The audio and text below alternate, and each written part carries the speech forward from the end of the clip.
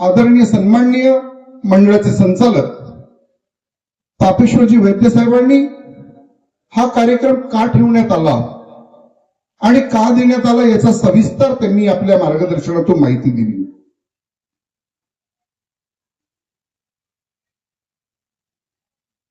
हा कार्यक्रम आता लगेचच 3 फरवरीला दहेगाव इथे सुद्धा कार्यक्रम देण्यात आलेला आहे आणि काटेकर साहेबांचा विचार झाला होता की आपण सामूहिक एकतेचं सेवक संमेलन घडवावं, परंतु साहेबांनी मला बोलवलं आणि बोलवून एक मंडळाचा संचालक या नात्याने आपण त्याला भव्य रूपांतर दिलं.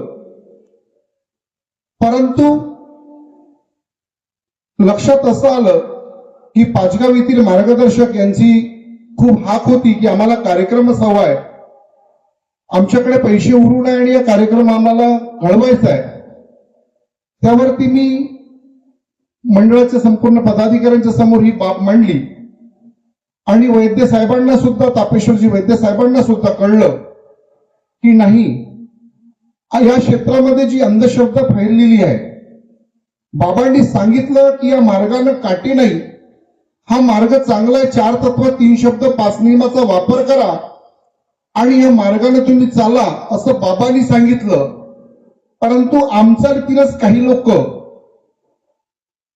सुंदर असा मार्ग सोडून बाबाच्या दिलेल्या शब्दाच्या आदेशाप्रमाणे दिलेला मार्ग बाबांनी तो सोडून काटेकोर मार्ग काही लोकांनी पकडला आणि तो काटेकोर मार्ग पकडून त्याला वाव देण्याचे कार्य काही लोकांनी केले आणि त्याच्याकरिता म्हणून काही लोक, आमच्यातीलही काही लोक त्यांना सहकार्य करतात आणि म्हणून हा कार्यक्रम ठेवण्याचं आम्ही नियोजन केलं. तत्पश्चात मदनकर साहेब असताना मला वाटते मी 2019 मध्ये मला साहेबांनी कार्यक्रम दिलं होतं, त्यातून काही परिवर्तन असं दिसून आलं नाही आणि तीच बाब डोक्यात घेताना मी म्हटलं नाही, जे कार्यक्रम आहे हे 30 तारखेचं हे त्याच तालुक्यात व्हायला पाहिजे की जिथं अंधश्रद्धा फैलली आहे आणि म्हणून हा कार्यक्रम देण्यात आलेला आहे. तर ही प्रत्येकाची जिम्मेदारी आहे. प्रत्येकाने कान खोलून ऐकून घ्या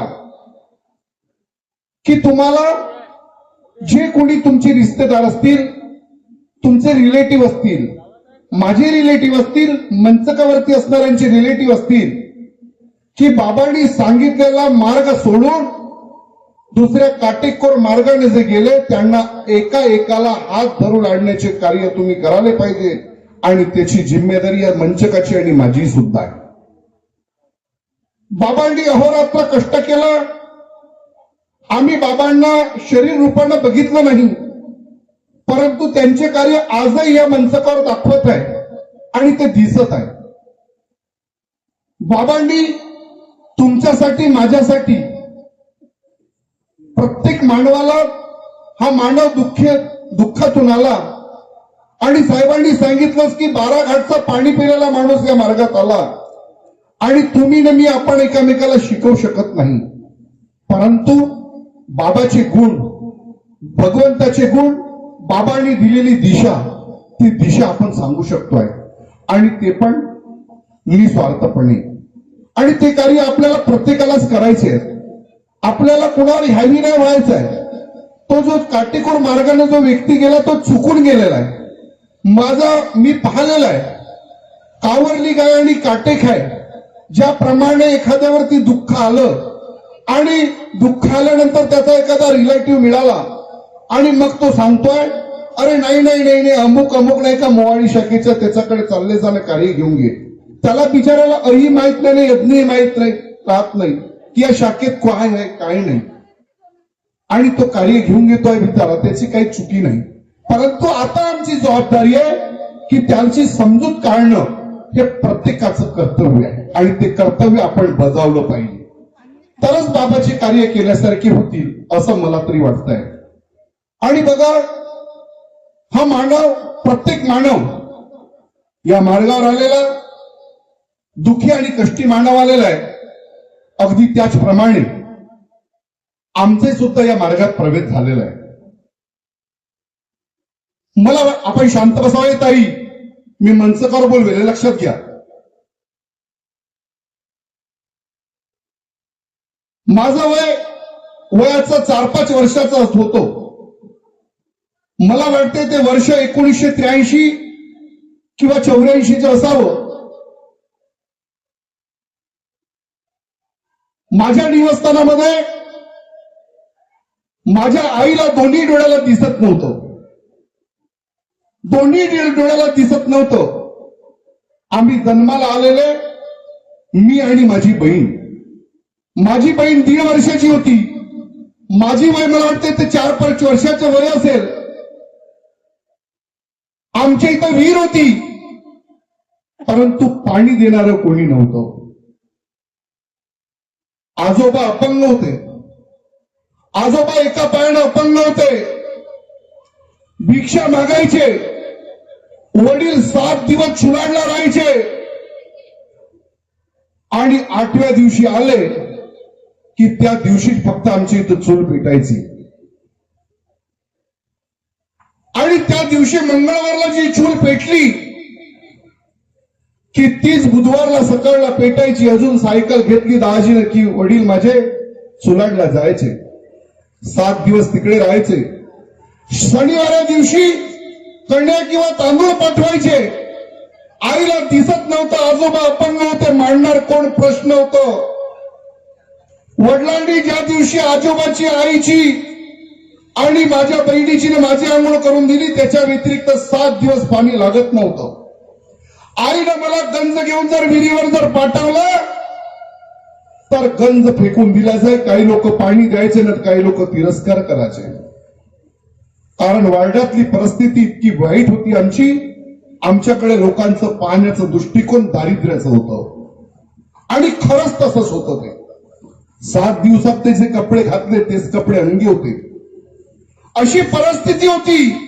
अशी परिस्थिती असताना वडील मंगळवार दिवशी तुमसरला आले आणि आल्याच्या नंतर वडिलांनी दारू पाणी पेली, बाजारात दुकान लावली, रात्रीला मांस-मासोरी घेतली, रात्रीचं स्वयंपाक केलं आणि त्या नशेच्या तालामध्ये आंधळ्या बाईला म्हणजे माझ्या आई बरोबर काय वाद घातला हे मला ठाऊक नाही.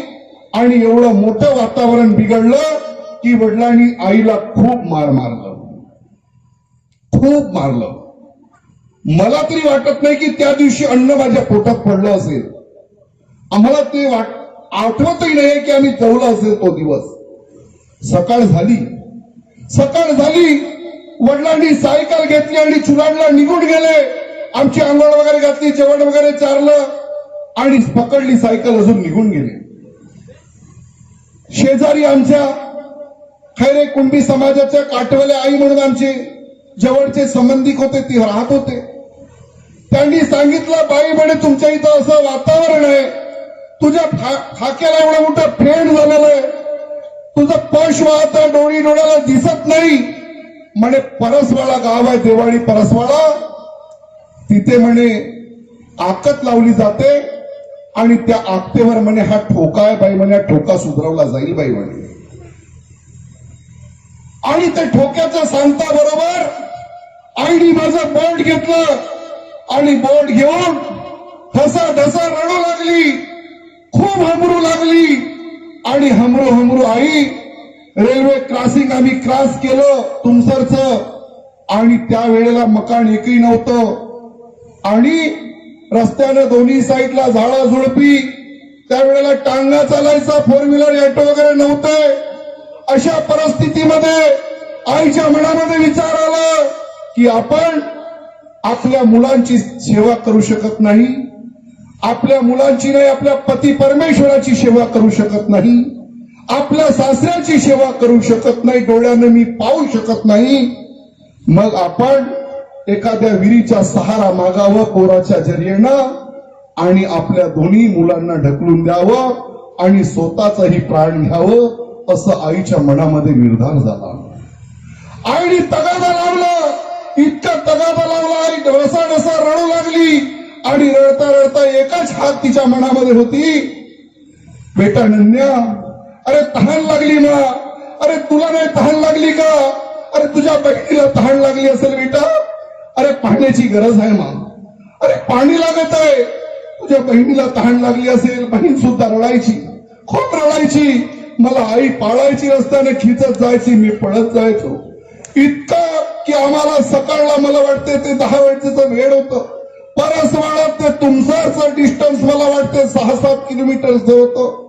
परंतु आईने मला पकडत जायची, खिचत जायची. बेटा तहान लागली म्हणून, अरे मला पाण्याची गरज आहे रे, अरे मला पाणी पाहिजे बेटा. अरे तुला नाही पण तुझ्या बहिणीला सुद्धा तहान लागली असेल मा, असं आईनं खूप निर्धार मांडला.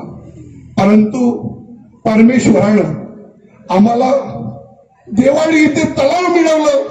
परंतु भगवंतानं त्या तलावाच्या शेजारी बसल्यावरही आम्हाला ते तलावामध्ये असं काही करण्यासारखं भगवंतानं नाही घडवलं. मी आईला तलाव आहे सांगू शकलो नाही, की आई इथं तलाव आहे हे बोलू शकलो नाही. आणि तिथून आम्ही निघलो. आणि निघल्याच्या नंतर आम्हाला परसवाडा गाव आला. आणि त्या गावी जेव्हा आम्ही गेलो, हे मार्गदर्शन करत असताना आजही गणेशजी शेंडे ठेकेदार ते सांगतात, जोगी साहेब ते आमचं घर होतं. त्यांनी आम्हाला रात्रभर 80च्या कोट्यामध्ये आम्हाला जागा दिली. आम्ही रात्रभर तिथं राहिलो. आम्ही तिथं रात्रभर राहिल्याच्या नंतर त्यांनी आम्हाला कांद्याची चोप दिली. 2 दिवस त्या लवटावरती आम्ही राहिलो. 2 दिवस आम्ही काढले.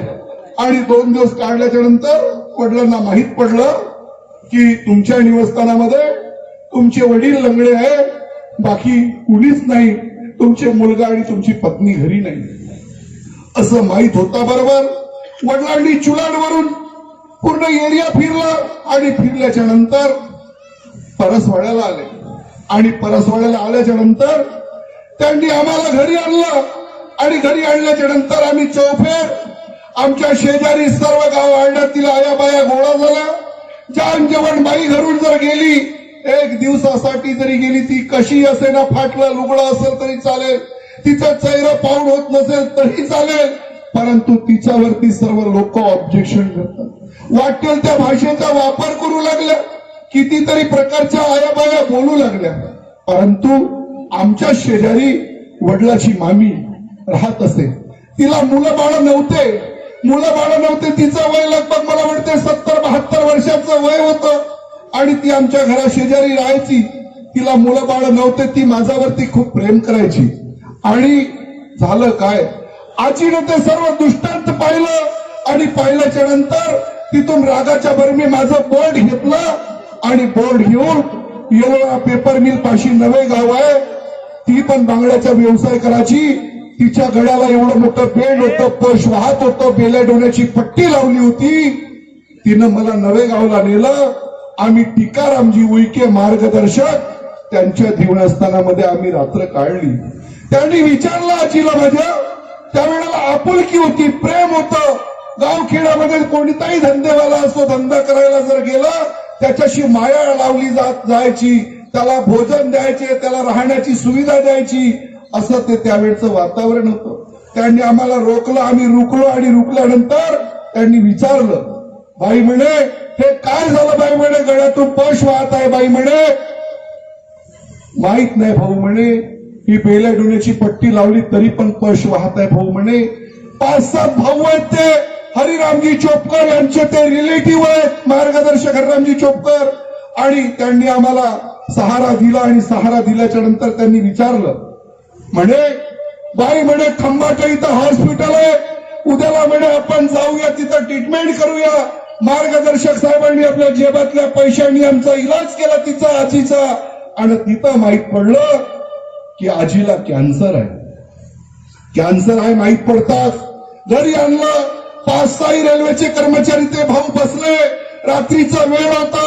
आणि विचार केलं, सांगितलं आमच्या आजीला, बाई म्हणे आमचा एक परमात्मा एक मार्ग आहे. बाई म्हणे आमच्याच निवासस्थानाची अगरबत्ती आणि कापूर लाव. बाई म्हणे मोठे मोठे दुःख या मानव धर्मात दूर होतात. बाई म्हणे फक्त तू आपल्या भगवंतासमोर, माझ्या भगवंतासमोर शब्द ठेव म्हणे, हे तुझे तुझे मोठे मोठे दुःख दूर झाल्याशिवाय राहणार नाही म्हणे. आजीनं तेच केलं.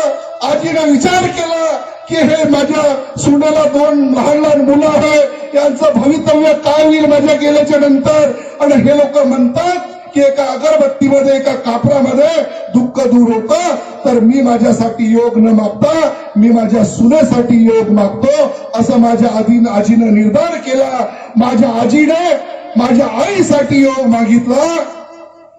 माझी आजी टिकारामजी उईके यांच्या निवासस्थानात स्वर्गवासी झाली आणि माझ्या आईला तुमसरला डोळे आले. कसा हा मार्ग, किती अनमोल असा मार्ग. काय दिलं आम्ही बाबाला, काय दिलं त्या मार्गदर्शकाच्या घरची अगरबत्ती, त्याचा घरचाच कापूर. आम्हाला एकाना रुपयाही लागलाच नाही. त्यावेळेला 5 पैसे चालायचे, ते 5 पैसेही दिले नाही. आणि निव्वळ शब्दावर भगवंतानं दोन्ही डोळे खोलले. आजही माझी आई जिवंत आहे आणि इथं काही लोकांनी पाहिलं ते माझ्या आईला, तेही लोक इथं साक्षी आहे. कसा हा आमचा मार्ग. आम्ही ह्या मार्गात असून, या मार्गात असून एवढे दुःख, माझ्यासारखे दुःख आपल्या या मंचकावरही आणि तुमच्यावरही आहे, तरी आमचा पाऊल कुठंतरी निसटतोय. हे कसं आमच्यामध्ये लोभ, मोह, माया, अहंकार, खुर्ची काय हो दिलं ना बाबांना, सर्वच दिलं ना. मग त्या लायकीचे आम्ही कार्य करतो का हे आम्हाला विचारायचं आहे. एका आज आणायचा भीक खावता पुरे बोंडे खायचा, त्या बोंड्या खाणाऱ्या मुलाला आज या मंचकावरती आज तुमसरे साहेब, त्यांची मुलं डॉक्टर, अशा व्यक्ती बरोबर चौधरी साहेब यांची पुतणी डॉक्टर आहे, आदरणीय वैद्य साहेब यांची मुलं चांगल्या पोस्टिंगवर आहे. अशा लोकांबरोबर आज मला बसायला भेटते. अजून किती मोठी भाग्याची गोष्ट आहे. अजून यापेक्षा अजून काय आहे. या लोकांनी तर नाही हो, यांच्या इथले जे नौकर होते ना, असलेही लोक मला जवळ कधी करत नव्हते. ही परिस्थितीतून आम्ही गुजरलो, तुम्ही गुजरलात. मग आता आम्हाला वागायचं कसं, आम्हाला या मानव धर्मात राहून करायचं काय आहे आम्हाला, याचा विचार प्रत्येकाने केला पाहिजे. दुसरा अनुभव, इथं साक्षीदार सेवक आहे, इथं बसलेला सेवक आहे. मी जर कदाचित हातचा पैसा लावत असेल तर तो साक्षी सेवक आहे. इथं शेवकीन ताई आहे, आदरणीय सन्मान्य धनराज दादा शिंदालोरे. अरे त्याच्या निवासस्थानामध्ये 1 वर्षाच्या पूर्वी लग्न घडलं त्याच्या भावाचं, आणि त्याच्या भावाचं लग्न घडल्यानंतर ती सुनबाई प्रेग्नेंट झाली. आणि प्रेग्नेंट झाल्याच्या नंतर त्या सुनबाईला अति त्रास होऊ लागलं. आणि त्रास होता बरोबर धनराज भाऊ चिंदालोरे भाऊ मोठे असल्यामुळे, एकत्रित परिवार असल्यामुळे त्यांनी सुनबाईचं ट्रीटमेंट केलं. ट्रीटमेंट केल्याच्या नंतर रिपोर्ट आली HIV आहे आणि ब्लड कॅन्सर आहे. धनराज चिंदालोरे माझ्या निवासस्थानात आला आणि ढसा रडू लागला. अरे धनराज म्हणलं, काय रडत आहे तू धनराज? भाऊ म्हणे, मी असं कोणतं पाप केलं म्हणे. अरे म्हणे, माझ्याकडे काही नव्हतं, बाबांनी मला धन दौलत सारं काही दिलं म्हणे, परंतु बाबांनी आता माझ्या कुटुंबात दुःख दिलं, मी काय करावं जोगी भाऊ म्हणे. अरे म्हणलं धनराज, तू चिंता करू नको. अरे म्हणलं, बाबा आपल्या सोबत आहे, तू धीर घे, तू खचवू नको. अरे म्हटलं, तू एक काम कर, माझ्या निवासस्थानामध्ये मी पूर्वी पाहिलेलं आहे, माझ्या आजीला कॅन्सरचा अनुभव दिला, माझ्या मोठ्या वडिलाला कॅन्सर, माझ्या वडिलाला कॅन्सर, आणि त्याच्यामुळे तुकडोजी हॉस्पिटल हा माझ्यापासून दूर नाही. आणि त्याच्यामुळे त्याला मी म्हटलं, ह्या डॉक्टरकडे जाय धनराज. धनराज म्हणाला, ठीक आहे जोगी भाऊ. म्हणलं, तू रडू नको. आणि काय भगवंताची लीला, केव्हा काय काय म्हणून व्रतमित्री शांत बसा. परमेश्वर काय घडवल आणि केव्हा कोणाच्या मुखातून कसे शब्द निघणार आणि त्याचं जीवन कसं पडणार हे सांगता येणार नाही. त्या वेळेला धनराजनी एक पाऊल फक्त माझ्या दाराच्या बाहेर काढलं आणि धनराजला मी आवाज दिला. धनराज म्हणलं, तू इकडे ये. भाऊ म्हणे, काहू? अरे म्हणलं, धनराज, उद्याला म्हणलं सोनकुसरे राऊत गुरुजी हे म्हणलं माडगीला चर्चा बैठक स्थळामध्ये येत आहेत. आणि उद्या म्हटलं आपल्या इकडच्या उमेदवार म्हणून ते घेत आहेत निवडणुका मंडळाच्या असल्यामुळे. ठीक आहे जोगी भाऊ, ह्या दुसऱ्या दिवशी आला, आपल्या पत्नीला घेऊन आला, येणं आपल्या घरचं सारं दुःख सांगितलं. राऊत गुरुजीनं विचारलं, तुमच्या निवासस्थानात आश्रम निधी भवन निधी किती भरली आहे, किती लोकांची भरली आहे. सांगण्यात आलं की आश्रम निधी भवन निधी फक्त माझी एकट्याची भरली आहे. गुरुजीनं सांगितलं, या बिमारीच्या एकमेव माझ्याकडे उत्तर आहे म्हणे, आश्रम निधी भवन निधी तुझ्या इथल्या परिवाराची सर्व भरून टाक, या बिमारीच्या उत्तर आहे म्हणे. हा माझ्याकडे आला, थोडस तापट स्वभावाचा आहे, आणि आल्यानंतर म्हणाला, जोगी भाऊ म्हणे आश्रम निधी भवन निधी भरल्यामुळे जरा दुःख दूर होत असतील तर उद्याच 2 लाख रुपये भरतो म्हणे. तो माझ्या आमने सामने बसलेला आहे. मी म्हटलं, धनराज, अरे शब्दात भगवंत आहे, काही बोलू नको. धनराजनं दुसऱ्याच दिवशी त्या सुनबाईला हॉस्पिटल नेण्याची क्रिया केली. नागपूरला गेला, ऑफिस बंद होतं, सुनबाईला त्रास होत होता, आणि भाऊनं मला फोन केलं, अरे म्हटलं तू हॉस्पिटलमध्ये ने, ट्रीटमेंट करण्याच्या पूर्वी आश्रम निधी भवन निधी भरून टाक. आणि त्यानं तेच केलं. सुनबाईला घेऊन गेला, आश्रम निधी भवन निधी भरली. याच्या आणि 12 ते 13 दिवसानंतर आमच्या निवडणुकीची प्रथम मीटिंग माझ्या निवासस्थानात होती. रिपोर्ट आली, HIV पण नील आणि कॅन्सर पण नील. कसा मार्ग आहे आपला? काय दिलं धनराजनं? अरे काय दिलं बाबाला? अरे काय दिलं मार्गदर्शकाला? काहीच न देता निवड बाबाचे कार्य शब्दावर उभे होऊन राहिले. आणि मग आम्ही आज का करत आहोत? आम्ही कोणत्या दिशेने जात आहोत? थोडस मानव धर्म समजलं आणि थोडस वैद्य साहेबाबरोबर कुछ मी झाली, निकालो अपनी दुकानदारी. आहे ना माझ्याकडे 10-5, असं इथं बांगड्याचा व्यवसाय केला, असं इथं कपड्याचा व्यवसाय केला, आहे ना 50-50 लोक. करा गोळानं करा आपली संस्था, पण कशासाठी? कशासाठी? परवाच्या दिवशी उदाहरण घडलं, किती मोठं उदाहरण घडलं. अरे महाराष्ट्र शासनाचा, महाराष्ट्र राज्याचे उपमुख्यमंत्री साहेब, किती मोठं उदाहरण घडलं आपल्या समोर. आणि ते तर सोडा, आपल्या जीवनामध्ये कितीतरी उदाहरणं घडत आहेत. काय ठेवलंय? एक दिवस सर्वांना त्या काळेमध्ये, त्या सेनकुडीमध्ये आपल्याला जायचंय. आज तर प्रत्येकाने जागा साफ करून बसले असतील, पण तो दिवस आठवा ज्या क्षणामध्ये नेलं जाते आणि तिथं पाहिलं जात नाही की सेनकुड कशाची बनली आहे आणि या काळ्या कोणत्या जातीची आहे. काय तरी पण आमच्यात अहंकार, आम्ही आपल्या आपल्या दुकानदाऱ्या खोलायला लागलो. अरे महान त्यागी बाबा जुगदेजींनी आमचा आदरणीय मंच सांगतोय की बाबांनी एका स्त्रीची सावली सुद्धा सहन केली नाही. केली का? अरे बाबांच्या तुम्ही हार चढवू शकता का? चढवू शकता? इथं तर काय चालू आहे हे तर तुम्हालाही दिसतं. काय चालू आहे? सिंहासन दिले जाते माझ्या बाबांनी. अरे जे दिलं त्याच्यावर बसल्याचं मंच सांगतोय. माझे बाबा खाली बसले. अरे आदरणीय चौधरी साहेबांच्या निवासस्थानात शिळा भात खाल्लं. काय गरज पडली होती? बाबांनी धोतर कुर्ता लेखीरामजी चौधरी मार्गदर्शका साहेबांकडून सुद्धा स्वीकार केलं नाही. आणि आज आम्ही काय करून राहिलो? माईकद्वारे बोलायला नाही भेटलं. जोगी के साथ अरे रे रे रे रे रे कुठं चाललं रे? कुठं चालला? कुठं तू चालला कुठं? काय करून राहिलो? 80-85 वर्षाचा माणूस, माझ्या बाबाच्या सोबत राहणारा माणूस, अरे तुम्ही सुद्धा बुद्धी हकल काम करत नाही. काय चालू आहे तुझं? काय चालू आहे? आजही माझ्या मंडळाचे मार्गदर्शक आदरणीय सोंडकुसरे राऊत गुरुजी, त्यांच्या बोटात बोट घेऊन चालणारा तू मानव, आज तू त्या बकऱ्या राखत ते लंगोटी लागून. काय तुमची दशा आहे? कोणत्या दिशेने चालले तुम्ही? अरे मी स्वतः पाहिलं, हातच्या पायचं कोणतंच बोलणार नाही. अरे त्या लंगोटी लावली जाते फाटल्या कपड्याची. काय भांडे काका, सत्य आहे की असत्य आहे? आणि त्या गाईच्या मागं फिरताय. मी गाईच्या मागं फिरणं असं काही अयोग्य नाहीये, परंतु तुझे कार्य नाहीये ना ते. तुझं वय आज 90 वर्षाचं होत चाललं आणि तू एका स्त्रीचा मागे जाऊन असले उठले सुटले माझ्या बाबाच्या विरोधात जाऊन कार्य करत आहे. लोकांची दिशाहीन करण्याचे कार्य आम्ही करत आहोत. नको असे कार्य करा, नको करा.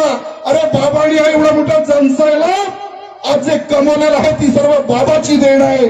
स्वतःच मीपणा करू नका की मी न कमावलो, मी खूप महान आहे, मी मंडळाचा संचालक आहे. रॉंग. ये तो अभी बात कर लिया, आगे थोड़ी देर में चले गया और क्या होने वाला ना मुझे पता ना आपको पता. अहंकार को छोड़ दीजिए. कुछ भी रखा नहीं है, कुछ भी रखा नहीं है. धन दौलत से भी मत करो की मैं बहुत बड़ा हूं. पाहिला आपण परवाच्या दिवशीच उदाहरण पाहिलं. एवढे मोठे मोठे आपल्या जीवनात उदाहरण. आज कालच मी फोन होतो माझ्या अंतकरणात लपत नाही वैद्य साहेब. काल मी भिवापूर मधून येत असताना काल एक फोन आला. मी चुकीचं बोलणार नाही, परमेश्वराच्या साक्षी बोलणार. आज मला सांगा, आज माझ्या भावा आणि सेवक सुद्धा कसे वागतोय. बबनरावजी भुयर काकाजी याच्या हातावरचं ते सेवक. काल मला फोन आला, साहेब म्हणे तुम्ही या केसला हाताळू शकता. अरे म्हटलं नाही, तुम्ही मंडळाच्या अध्यक्षाला फोन करा. त्या शेवकीन ताईचं फोन आला, साहेब म्हणे मला 15 वर्षाचं मूल आहे, दुसरं मूल माझं 14 वर्षाचं आहे आणि पती परमेश्वर सेवक असून दुसऱ्या सेवकींना आणलाय. कुठं चाललो आपण, कोणत्या दिशेनं उडून राहिलो मानव धर्म. आम्हाला बाबांनी एखाद्या स्त्रीच्या एखाद्या सेवकाच्या इथं जर जायचं असेल तरी हा आम्हाला मंच सांगतोय की सर्वात प्रथम त्याच्या निवासस्थानामध्ये जर मनुष्य असेल, त्याच्या घरी जर तो सेवक असेल तरच आतमध्ये पाय टाका, अन्यथा टाकू नका. हे माझ्या बाबाची शिकवण आहे. आम्ही आज काय करून राहिलो, आज आम्ही कोणत्या दिशेने जाऊन राहिलो. आणि त्याला जर वाटत असेल की असले कार्य केल्यामुळे मी सुखी, अरे तू कधीच जीवनात सुखी राहू शकत नाही. हे माझ्या बाबाचे शब्द आहेत, जोगीचे नाही. आणि ही सत्यता आहे. रॉंग दिशेने जाऊ नका. आणि अजून थोडक्यात सांगतोय, कारण अध्यक्ष उपाध्यक्ष साहेबांचा अनुभव असं मार्गदर्शन आहे. मी थोडक्यात सांगतोय तुम्हाला, माझ्या आई बहिणी, माझ्या बहीण भाऊ, माझ्या भावांना सुद्धा विनंती आहे, आपले सर्व कान खोलून माझ्या तरुण बहिणींनी लक्षात घ्या. अगं तू जेव्हापासून जन्म घेत, अगं तेव्हापासूनच नव्हे तर तू पोटात असल्यापासून तुझी काळजी घेतल्या जातं. अरे तुझी इतकी काळजी घेत की माझा बाळ कुपोषित होता कामा नये, आणि तेही बाळ होता बरोबर अख्ख्या पत्रिका वाटून बारसं केलं जाते. कोणी परिवारामध्ये आनंदाचा सोहळा असतो. अरे तू हलकासा मोठा झाला की तुला शाळेत टाकलं जातं आणि सांगितलं जातं, आता आपल्या पाचगावले नाही शिकव म्हणते माझी वहिनी. काय म्हणते राजेश भाऊची घरवाली, आता आपल्या बाळाला पाचगावला नाही शिकव म्हणते. राजेश भाऊच्या जेबात पैसे किती आहेत याचा विचार करत नाही. आणि सांगते रवी भाऊ येळणेचं मुलगा जिथं शिकत आहे तिथं म्हणते आपलाही पोरगा शिकला पाहिजे म्हणते. धान्य शेतात पडू नये. राजेश भाऊ कर्जात भूतभूता उदाहरण देत आहे तुम्हाला, पण त्याचा विचार करत नाही. आणि माझा भाऊ सुद्धा होकार देते आणि त्या मुलाच्या शिक्षणासाठी ओळटीतून भंडाऱ्याला हलवते, चांगल्या शाळेमध्ये टाकते. आणि टाकल्याच्या नंतर त्याचं फीस किती आहे फक्त त्या भाऊला माहित असते. ते वहिनी विचारत सुद्धा नाही. तो बिचारा कर्ज भरते आणि पुस्तका पाठा त्याच्या संपूर्ण साहित्य घेते. आणि सर्व दिल्याच्या नंतर तुला टिफिन देते. टिफिन देते की नाही देत? अगं टिफिन देते ना. टिफिन मध्ये रात्रीचं भात शिळावाला देते का? कधीतरी दिला, आणि दिलं असतं खाल्लं असतं तर तुला बक्षीस देतोय मी. कधी खाल्लं तू ना? का म्हणून नाही? अगं भाजी सुद्धा तुला गरम देते, पोळी गरम देते आणि तुला भात सुद्धा गरम देते. आणि ते टिफिन ते सर्व साहित्य तुझ्या दप्तराबरोबर बांधून देते. आणि सुखरूप जा असं अंतकरणातून आवाज काढते. आणि मग अजून दप्तरात का देते? अरे का देते दप्तरात? विश्वास देते, विश्वास की तो तुम्हाला दाखवत नाही, तो विश्वास देते. कोणता विश्वास देते? तापेश्वरजी वैद्य साहेबाचा मुलगा चांगल्या पोस्टवर लागला. चौधरी साहेबाचा पुतण्या भंडाऱ्याला हॉस्पिटल डॉक्टर चौधरी साहेब आहेत. त्याच्यानंतर तुमसरे साहेबाचा मुलगा डॉक्टर आहे. असेच माझे सुद्धा मुलं चांगल्या पोस्टवर गेले पाहिजे असा विश्वास देते. विश्वास. शाळेत जातो आम्ही, शाळेत जातो, वयाचं होतो, आपल्या मनमर्जीने चालायला लागतो. साहेब बोलता बोलता सांगतात, वैद्य साहेब घरी जर फोन आला, आईला बाजू सारलं जाते, वडिलाला बाजू सारलं जाते आणि सामटीत जाऊन हलो हलो केलं जाते. हे साहेबाचं सांगणं आहे आणि त्यातूनच सांगतोय. आणि ते होते आणि ते झाल्याच्या नंतर वयाचं येतो आम्ही. अगं 18 वर्षापर्यंत तुझी काळजी घेते, तुझ्या जीवनाची काळजी घेते. ताप जरी आला राजेश भाऊला तरी तो स्वतः गोडी खात नाही. अरे तुझी काळजी घेते की माझा पोरगा दुसऱ्यांच्या मुलांसारखा वागला नाही पाहिजे, माझा मुलगा सुद्धा चांगला निघला पाहिजे, डॉक्टर झाला पाहिजे, शिक्षक झाला पाहिजे. आणि आम्ही मग का करतो? 18ला 2 दिवस बाकी राहते, 21ला 3 दिवस बाकी राहते. चलती क्या चंडेश्वरी. आपल्या आजीने विचार की आजी तुझ्याजवळ लुगडे किती होते. हे सर्व माझ्या बाबाची देण आहे म्हणून ना. परंतु तुम्ही जीवनामध्ये, मी हा शब्द नाही वापरणार, परंतु माझ्या बाबांनी शब्द वापरलेला आहे. जो माझ्या बाबाच्या शब्दाला जिथे जिथे गालबोट लावण्याचा प्रयत्न करेल त्याचं जीवन उज्ज्वल कधी होणार नाही, अशी माझ्या बाबाची वाणी आहे. आणि वाटत असेल कुणाला माझं तर चांगलं आहे साहेब, माझ्या घरी तर 4 व्हीलर आहे, रुकून तर जा, रुकून जा. तुझी 4 व्हीलर किंवा दोन्ही चाक जर पुढचे नाही काढले मा बाबांचा विचार करशील. बाबाच्या शिकवणीप्रमाणे चाला, कष्ट मेहनतीच्या गाड्या गोड्या धन दौलत घ्या. मात्र अशा लबाड बोलून मुलीला 4 व्हीलर आणि स्वतः 24 लाखाची गाडी घेऊन आम्ही एका बाबाच्या सेवकांना गुमराह करून आज आम्ही 48 लाखाच्या मुलगी आणि मुलगा, मुलगी आणि आई दोन्ही माझी बहीण आणि माझी भाची फिरून राहिली आणि तुम्हाला गुमराह करण्याचे कार्य करत आहे.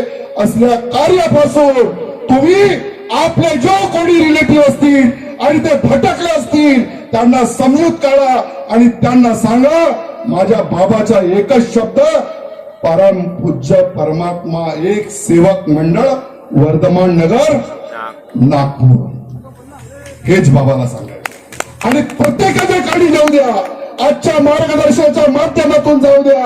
माझी वहिनी मला वाटतंय कुठंतरी कार्यरत आहे पण तिच्याकडे 4 व्हीलर नाही आहे, कष्ट करतं, मेहनत करतं. अरे इथं भाडं फेकलं जातं तरी पण 4 व्हीलर नाही. आणि फक्त प्रचार आणि प्रसार केलेलं 24-24, 30-30 लाखाच्या गाड्या, इतके मोठे दागिने, 70,000चं लिपस्टिक, हे कुठं चाललंय? तुम्ही म्हणाल जोगी साहेब कुठं पाहिलं? अरे जो लावते मी त्याला बोलवतो, लावू का फोन? काय चालू आहे? कुठं अंधश्रद्धेला नेता आम्ही?